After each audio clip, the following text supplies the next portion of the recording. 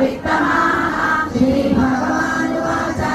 मय्यावेश्य मनो ये मां नित्ययुक्ता उपासते श्रद्धया परयोपेताः ते मे युक्ततमा मताः एकक्षरमनिर्देश्यम् अव्यक्तं पर्युपासते सर्वत्र समचिन्त्यं च कूटस्थमचलं ध्रुवं सन्नियम्येन्द्रियग्रामं सर्वत्र समबुद्धयः ते प्राप्नुवन्ति मामेव सर्वभूतहिते रताः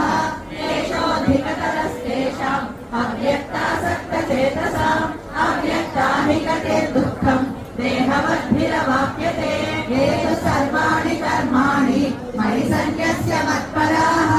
अनन्येनैव योगेन मां ध्यायन्त उपासते तेषामहं समुद्धर्त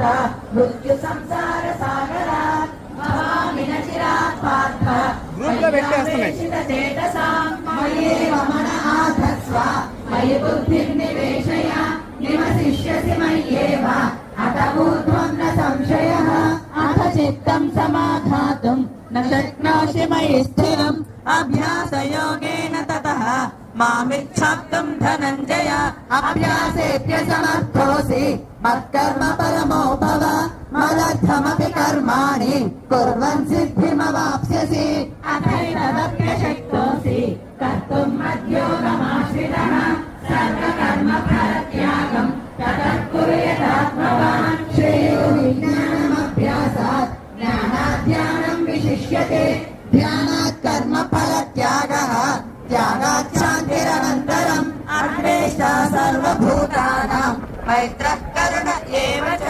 निर्ममो निरहङ्कारः समदुःखसुखः क्षमी सन्तुष्टः सततं योगी यथात्मा दृढनिश्चयः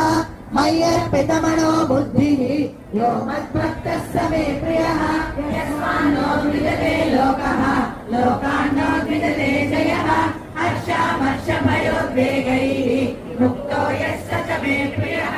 अनपेक्षुचिर्दक्षः उदासीनो गतव्यतः सर्वारम्भ परित्यागी